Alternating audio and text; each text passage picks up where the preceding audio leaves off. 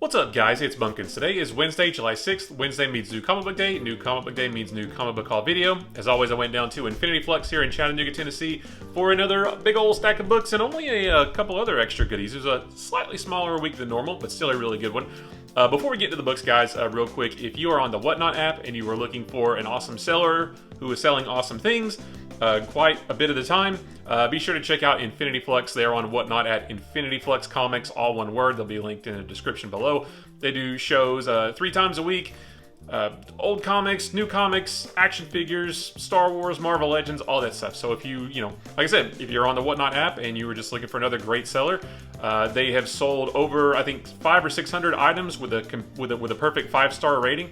So they are just fantastic. But let's go ahead and jump into the books. So starting with Marvel, we've got Amazing Spider-Man number 5. I went with the Hellfire Gala cover. I haven't been collecting the Hellfire Gala covers, but I just thought that one looked really cool.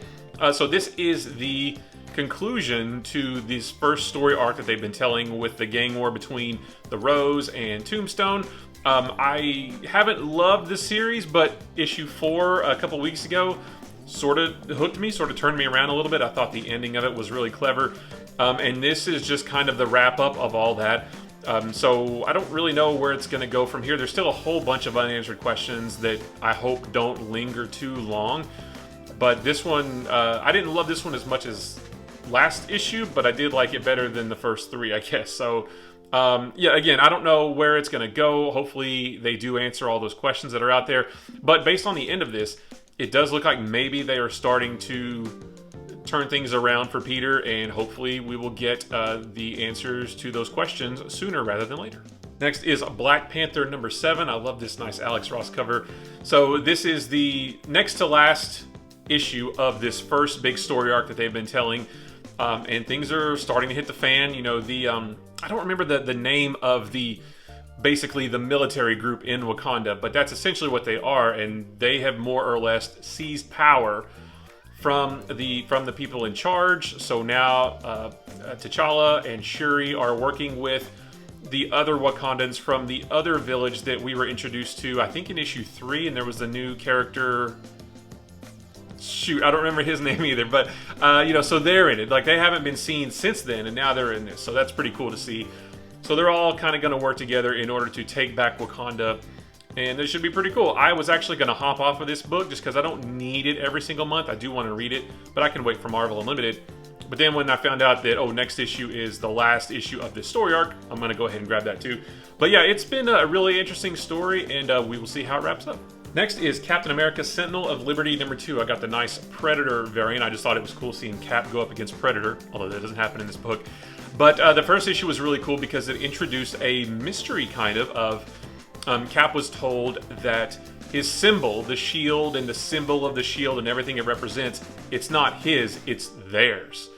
Well, who is they? We don't know yet, but that's what Cap is going to find out. This was really cool because he used, and we saw them in the first issue too, but he used a network of basically old war veterans who still sort of have like their old school ways of communicating and listening into enemy transmissions and deciphering codes, but not through a bunch of high-tech computers and stuff, like very old school way. And it was really cool to see that.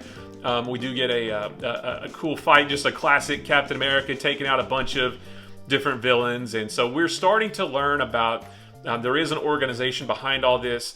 We do see it's something at the end that's going to be an interesting fight next issue. So yeah, just again, just kind of like Spider-Man, there's a bunch of mysteries, a bunch of questions that hopefully get answered soon, but we are making headway on learning the answers to those questions. So the next one is probably my favorite Marvel book that I've read so far this week. Probably one of my favorite of all the books that I've read this week so far. It's Ghost Rider number 4. So guys, every week I show a bunch of, Image and indie books, and invariably there's going to be 1 or 2 kind of horror-themed books in there that are really kind of eerie and spooky, and there's a couple horror anthologies and that kind of thing. That's what this book is. I mean, it's got Ghost Rider in it, but this book is kind of, it feels very similar to an indie horror anthology book. There is a through-line story with a couple of FBI agents tracking down Johnny Blaze, Ghost Rider. But that's sort of in the background, and the majority of the story of these first 4 issues anyway is Johnny Blaze, Ghost Rider, traveling to different places fighting monsters and doing all the, trying to get rid of supernatural things in these little towns. This one, we get the Ringmaster, who I don't think we've seen Ringmaster in a long time, and his sort of evil circus, and it's that whole sequence in there that makes it feel like a really independent horror book, because there's some really creepy things that we see in there, and then we see a cool fight with Ghost Rider. So I really enjoyed this one. I'm really enjoying this series because, again, it just feels like a really good indie horror anthology book. Next is what I think is the last issue of King Conan number 6. I haven't read any of this series so far, but now that I have what I think is the end, I'm going to stack them all up and read them. Like I said, I've been enjoying the old school original Marvel years Conan books for my History of Marvel videos, which I haven't done in a while, but those are really fun, so I can't wait to read a slightly more modern Conan book. And then last for Marvel is What If Miles Morales number 5. Now, I haven't read this one either because I haven't read number 4 yet, but from what I understand about this issue, this is kind of the team-up of all the different Miles we've seen so far. So Cap Miles and Wolverine Miles and Hulk Miles and Thor Miles, I guess they all team up to do something in this. I'm not really sure, but it should be interesting to find out. The series has been okay. I didn't love the 3rd issue because Hulk Miles didn't really do anything in the whole issue. But the Wolverine one was really good, and the Cap one was interesting too. So I went with the awesome action figure variant. I would love to see this costume work into a story in some way. Maybe it's in this one, maybe it's not, I don't know. But yeah, I'll have to catch up and let you guys know how it is. As for DC, we've got a few books here as well, including Batman number 125. I went with the awesome design cover. Usually these types of covers are incentive covers, and you guys know I'm not an incentive cover guy, but this one wasn't. This one was just a regular variant. So I went with this one. I just love the red and the, I forget what this guy's name is. Oh, Failsafe, yep. So this issue starts Chip Zdarsky's run on Batman with art by Jorge Jimenez. I love both of those guys. I love Chip Zdarsky's writing. His writing on Daredevil is fantastic. I love Jorge Jimenez's artwork on anything I've ever seen him do. So this starts a new story arc where Batman is actually framed for the Penguin's murder. And that's not a spoiler, that's just what the story is. So how's he going to get out of that one?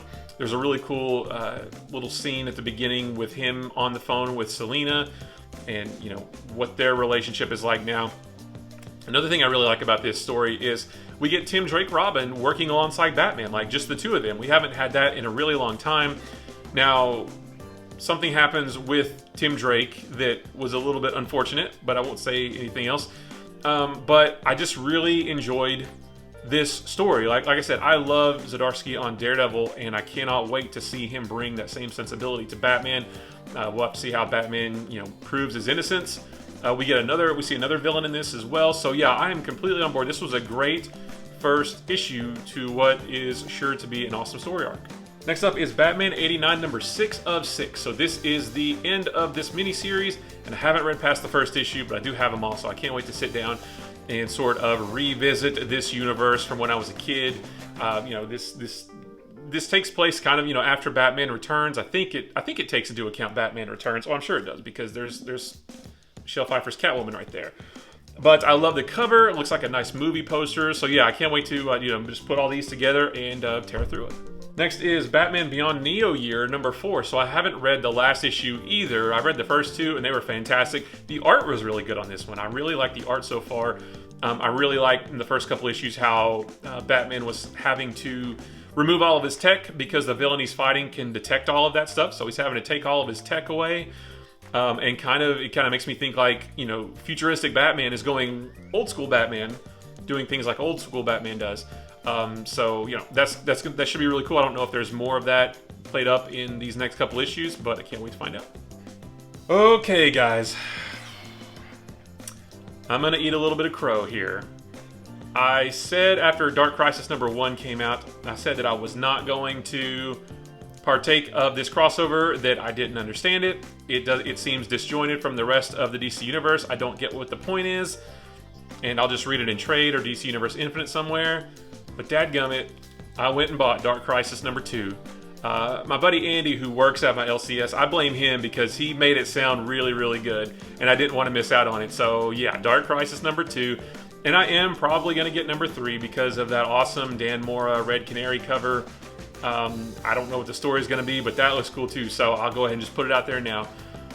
But this was pretty good. This was very Titans heavy, very focused on Nightwing and Deathstroke. A cool fight between them.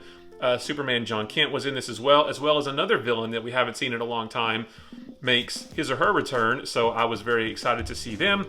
Some other heroes make their return, or not their return, but we haven't seen them as much lately. They show up at the end, which is really cool as well. So one thing that turned me back onto Dark Crisis 2 is, I saw some of the solicitations for future issues, and we're getting the Justice Society again, which is really cool. Like, I don't know a whole super lot about the Justice Society, and I haven't read a lot about them, but I love the idea of them being back in the DC Universe after having not been there for a long time. So this is still super disjointed from every other DC book. Batman's running around in whichever book is his, one of these right here, but he's running around in his book, and Superman is running around in Action Comics. Other heroes in this are doing their other things, so I don't know, it's weird, but I'm kind of interested in the story, so yeah, I know that I said I wasn't going to read this, but it looks like I might now. Next is Flashpoint Beyond, number 3 of 6. I am interested in this miniseries because, again, I've said it before, but it's so cool wondering why the Flashpoint universe is there, because it's not supposed to be. And it's really cool that Thomas Wayne Batman knows that it's not supposed to be there, and his only goal is figuring out why it's back and how to undo it, because he knows it's not supposed to be there. So the Superman of this Earth comes to him and says, we need help facing a dire threat that's going to affect the entire world. And Batman just says, no, I've got my own things to worry about. I don't have time for this. He only cares about this one thing, and it's pretty interesting. It's pretty cool. So the end of this book references a little bit of Dark Crisis 2, so they do that one. So I guess it's not so disjointed. But yeah, I am enjoying this one, and I really want to learn the mystery of why the Flashpoint universe is back. And last for DC is Joker number 15. This is the end of this series. The whole thing has been written by James Tynion. I haven't read any of it yet because I'm still waiting to catch up on his whole era of Bat books. His Batman books and the Tom Taylor Nightwings and I Am Batman and just all that stuff. But this is going to go in the Bat box, and yeah, I just can't wait to see James Tynion's take on Joker. I've got a few books from Image as well, starting with The Closet number 2, another James Tynion book. The first one was really interesting, really kind of creepy, and really sort of mysterious, and this one is the same. So what's weird about this is only a 3-issue miniseries. This is the second issue, and nothing has really happened, but that's not really such a bad thing, because what we are seeing is really interesting. We spend the vast majority of this book with, I can't remember any of the character names, but with, there's the kid who is scared of the monster in his closet. Well, we spend the majority of this issue with his dad, and his dad's either brother or brother-in-law, maybe. I'm not really sure which. But, they are, so the boy and his mom and dad are moving from New York to Oregon, I think. And the mother already went, she had to go get ready for her job. The boy and his dad are doing a cross-country road trip from New York to Oregon. And on the way, they stop and stay with either the dad's brother or his brother-in-law. I'm not sure which. But the vast majority of it is just them talking about the father and how, his life, basically. How he's kind of not happy with his wife and his kid. Like, he is, but, like, he's not living it up like he really kind of wants to be. And the brother or brother-in-law talks to him about how he's screwing things up and he needs to appreciate what he has. And that's the vast majority of the book. And I can't help but wonder if, even though there is a monster that seems to be terrorizing the little boy in this book, like, maybe that's not real. Maybe that's not the point of this book. And maybe the monster is just a metaphor for something else. Or maybe I'm trying to be too, smart and think about this, trying to be too cerebral about this. I don't know. Now, the ending is a little bit creepy, and I might be wrong about everything, but it's just that so very little happens in this issue, and there's only one left. I'm just trying to think, what is this really about? I don't know, but I do like it. It's very interesting, and I want to come back and read more because I really want to know what's going on. So hopefully, next issue being the last issue, we'll find out for sure. So the next 2 issues actually came out 2 weeks ago, and I thought I just missed them at my LCS. They weren't in my box, and there weren't any more on the shelves, and I just thought, okay, well, that's fine. I'll buy them digitally whenever I'm ready to catch up or whatever. And then they just showed up today. So we've got Radiant Red number 4. So it feels like forever since the third one came out, and I am caught up on it, but I haven't read this one yet. I kind of wasn't prepared to read these today, so I haven't read this one yet. But this series has been fine, and I'm interested to see where it goes. And then the other one is Rogue Sun number 5, a series which I do like, but this main character is so unlikable that it makes it hard to enjoy the rest of the series. Now, I'm sure that's intentional, and I'm sure that he'll change. He'll turn around, do a 180. We'll get to like him at some point. But right now, he's so unlikable. It's really hard to read. So I think I'm going to give this like throughout the first story arc, whenever that ends. And if he's not any better by then, I'm definitely hopping off and just reading trade or digitally or something. But yeah, this like I said, both of these came out 2 weeks ago, but they just showed up today, and I'm glad because I want to see where it goes. Next is Spawn number 331. Say it with me. Haven't read any Spawn yet. This is going to go in the Spawn stack to catch up on, but I can't wait to do that. And I mean, I'm digging that cover. Like, that cover is so cool. I've got to start reading these things. And last for Image and last of the new books this week is Twig number 3. I went with the Scotty Young variant. This series is so much fun. This series would make a wonderful like Pixar movie, or maybe series, or maybe just some kind of animated movie or series, because it's just so wonderful. I love Twig and his little slug buddy. I can't remember what his name is, but it's just really fun. I love the adventure they're going on to do what they need to do to repair this jewel that kind of looks like an egg. It's just fun, and the creatures they meet along the way, and the situations they get themselves into. I said it before, I'll say it again. The unsung hero of this series so far are the colors. The colors just pop, like it looks like I'm looking at an HD comic. Like, all these comics look great. Something about the colors in this, and the paper quality feels almost like a flexible plastic instead of paper. Like, it's everything about this. The presentation, the story, the physical quality, everything about this book is fantastic. I'm loving Twig. I'm loving the story. He does get himself into a little bit of a sticky situation in this episode, and it's fun to see how he gets out of that. Then he gets into another situation, and we see that as a cliffhanger ending to this. This is just such a fun book. If you haven't read this yet, I highly recommend it. Maybe you wait for trade at this point because it's going to make a great collected edition, but I cannot recommend this book highly enough. And then on top of those, I got a couple of back issues from the Lotto Dollars bin. I got Amazing Spider-Man number 190. So I got this because, I'm trying to complete that run of Amazing Spider-Man. This single issue joins two long runs that I have of this book, but I was missing this one in the middle. So if you think about like linking two chains together, this issue is going to do it, so I was super happy to get this. And then on top of that is Amazing Spider-Man number 317. So I think last week I got 315. Now I've got this one, and I've got 316 in the middle that kind of like this one. I need it to join two other long runs that I have of Amazing Spider-Man. But big thanks to the Marvelous Megan at Infinity Flux. She knew that I needed these, and she found them and put them in my box. So I was super happy to get these. But the fun doesn't stop there. I got a couple extra collected editions as well, starting with Justice League Infinity.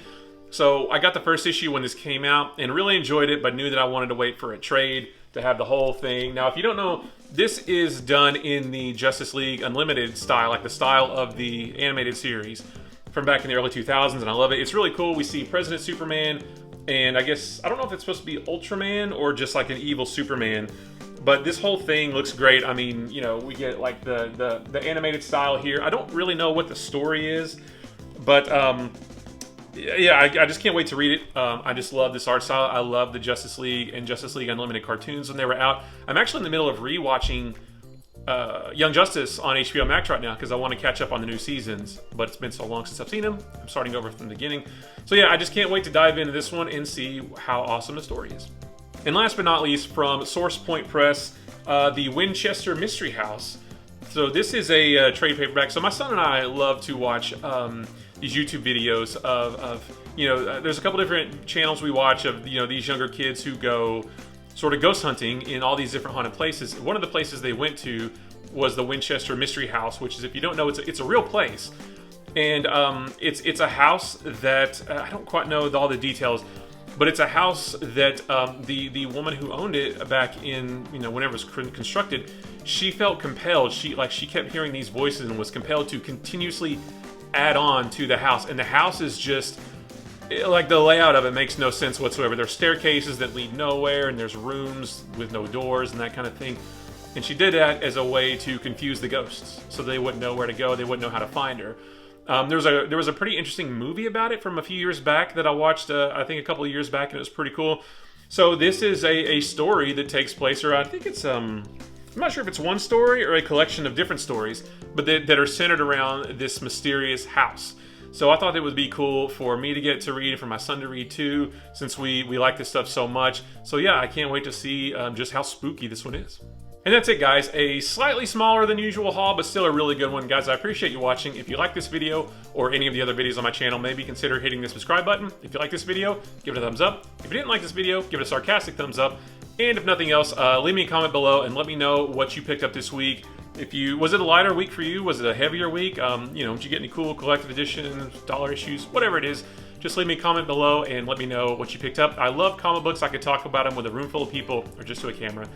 Guys, don't forget, comic books are supposed to be fun. They're just another fun form of storytelling. The vast majority of comics out there are fictional. They're all made up. Comics are art. Art is subjective. It's all up to you what you like and what you don't like. And with that said, there's so much out there that it's super easy to find something that you like, and it's super easy to simply ignore the things that you don't like and let everybody else enjoy those things. Also, don't forget, it doesn't matter how much you buy each week or each month. What makes a great comic book haul is that the things you do buy are really special to you, whether it's 1 book, 10 books, 100 books. It doesn't matter as long as the things that you get really, really mean something to you. So guys, I appreciate you watching, and I will see you in the next one. Bye-bye.